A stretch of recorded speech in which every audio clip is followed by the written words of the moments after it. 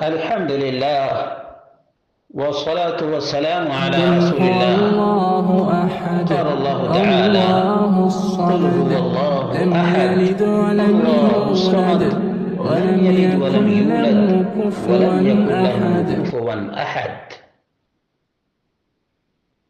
اے نبی اکرم صلی اللہ علیہ وسلم، آپ کہہ دیجئے اللہ اکیلا ہے، واحد ہے۔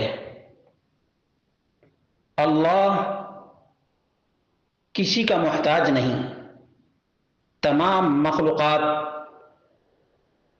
رب کائنات کی محتاج۔ اللہ کسی کا باپ نہیں اور نہ کسی کا بیٹا، اور اللہ رب العالمین کے برابر کوئی بھی نہیں۔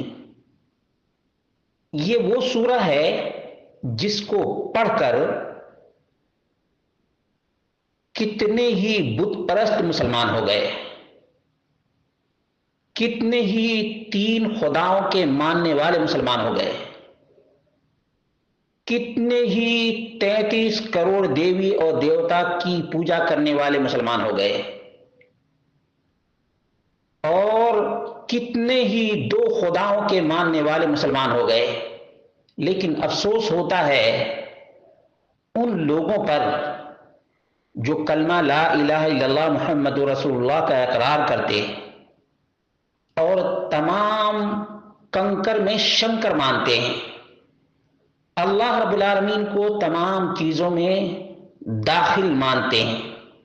اس لیے اس موضوع سے مسلمانوں کو، نوجوانوں کو آگاہ کرنا ضروری ہو جاتا ہے۔ شیخ عبدالعزیز الراجحی نے عقیدۃ السلف درس نمبر 5 کی شرح میں بیان کیا ہے۔ پوچھا گیا کہ الحلولیہ الاتحادیہ کیا ہے؟ تو انہوں نے کہا الحلولیہ الذین یقولون ان اللہ حال فی کل مکان کالجہمیہ۔ حلولیہ کا عقیدہ یہ ہے کہ اللہ رب العالمین ہر جگہ ہر چیز میں داخل ہو گیا ہے، جیسے جہمیہ کا عقیدہ ہے۔ جہمیہ کا آج ہمارے یہاں ہندو لوگ کہتے ہیں کن کن میں ایشور ہے، بھگوان ہے۔ جہمیہ کا بھی یہی عقیدہ، اور جو ماتریدی لوگ ہیں یہ ہمارے ملکوں میں صوفی کوفی، ان کا بھی یہی عقیدہ ہے۔ اب الاتحادیہ کسے کہتے ہیں؟ یہ تو اور بھی زیادہ ڈینجرس اور خطرناک ہے، نہایت ہی ڈینجرس اور خطرناک ہے یہ وحدت الوجود والے۔ یہ بھی دیکھ لیجئے، ان کا عقیدہ یہ ہے کہ اتحد الرب بالعبد وصار شیئا واحدا، کہ بندہ اور رب دونوں کے دونوں یکجا ہو گئے، اور ایسے یکجا ہوئے کہ فرق کرنا مشکل ہو گیا، ایک ہی ہو گئے۔ وصار شیئا واحدا، اس کی مثال کیا دیتے ہیں؟ اس کی مثال دیکھ لیں، کما اذا صببت اللبن فی الماء فاتحدا وصارا ذاتا واحدتا والعیاذ باللہ۔ مثال اس کی سمجھنے کی کوشش کریں کہ یہ وحدت الوجود والے کہتے ہیں کہ جب تم پانی میں دودھ ڈالو تو دونوں ایسے مکس ہو جاتے ہیں کہ دونوں میں کوئی فرق رہ ہی نہیں جاتا ہے، بلکہ ایک ہی۔ اسی طرح سے اللہ رب العالمین مخلوق میں ایسے متحد ہو گیا ہے، ایسے یکجا ہو گیا ہے کہ اللہ اور بندے میں فرق کرنا مشکل ہی نہیں، ناممکن ہے، امپوسیبل ہے۔ تو یہ تو سب سے زیادہ خطرناک۔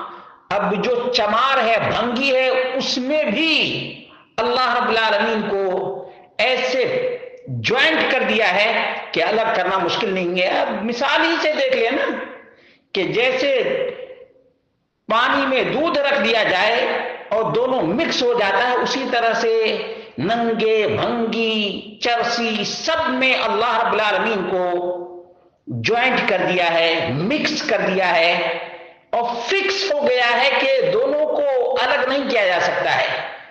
العیاذ باللہ، یہ کفر، الحاد اور زندقہ نہیں تو اور کیا ہے؟ یہ کفر نہیں تو اور کیا ہے؟ بھلا بتاؤ کہ ابن عربی، تلمسانی، ابن فارز، ان لوگوں نے بدھزم سے، ہندو دھرم سے، جینیوں سے، یونانیوں سے جو کچھ سیکھا تھا وہ مسلمانوں میں رائج کر دیا ہے۔ لا حول ولا قوت الا باللہ۔ حالانکہ اللہ رب العالمین خالق ہے، مالک ہے، رازق ہے، مخلوقات سب اس کے در کے بھکاری ہیں۔ یا ایھا الناس انتم الفقراء الی اللہ۔